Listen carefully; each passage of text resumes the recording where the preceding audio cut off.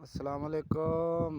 अदा क्या हाल है? ठीक ठाक हो? खैरियत है? ये देखो साडा काम ये वाजिद फिरा हुण चाह बने दे पैन वाजिद मलाना साहब ये छत पैंदे पे हैं। इस पहले सऊदी इो छत्तां पैंदे हैं घरां ते, हुण अमीर थी गए लैंटर पैंदे हैं। ये अपने ड्राइवरां वास्ते जेड़े नौकर चाकर उन्हां वास्ते कमरे बनेंदे पैन। कुछ किराए ते दे देन, साढ़े समय मजदूर इन्हां बेतां च रहिंदे न।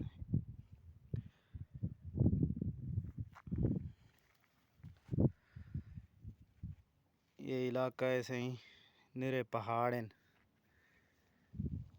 कई शक है नहीं। बस में दरख्त वगैरह लगे हुए हैं, इस तरह बनाए हुए हैं। इत्थे रात दा घूमन फिरन आंदे ने। दिन दा इत्थे कुत्ता ही नहीं भौंकदा। सिर्फ इत्थे गरीब मजदूर धक्के खांदे वदे होंदे न, बाकी कोई कह नहीं। इन्हां दे उत्ते वल पौसन बला काशां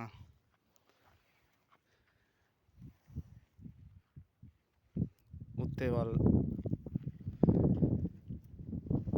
लैंटर पाड़े सू।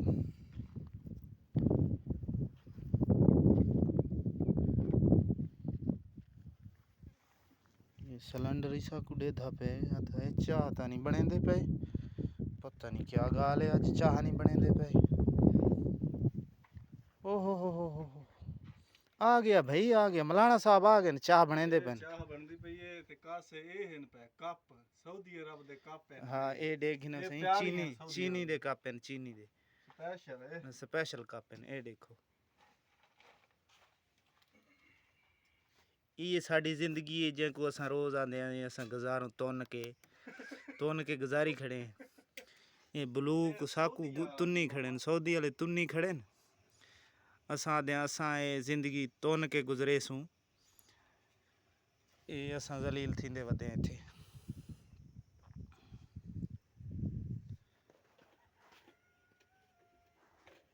अरब दे कप देखो। ये चाह बनेंदा पे मौलाना साहब चौकी दे रे चाह को। बस 2 मिनट सिर्फ 2 मिनट चाह तैयार। 2 मिनट हां यार, 2 मिनटां चाह बन वैसी 2 मिनटां तो होटल ते नहीं बनती। ये होटल बना खड़ा भाई। अच्छा नवा होटल बना। चलो जल्दी बना यार, काम करूं यार। अज हाली कुछ नहीं कीता, ए सारे सवेर दियां ए फटियां उत्ते चाड़ियां। एक कोई काम है? चाह जोगा कर कीता, चाह जोगा कह नहीं कीता यार। चाह इत्थे महंगी है, 2 रियाल दी चाह। जोगा हो गया चाह पी गिंदे। तेको पता है 13 रियाल खर्चा थे पे चाह ते। निकल सी अल्लाह देसी। अच्छा दरे चलो यार, अल्लाह हर कै को देवे।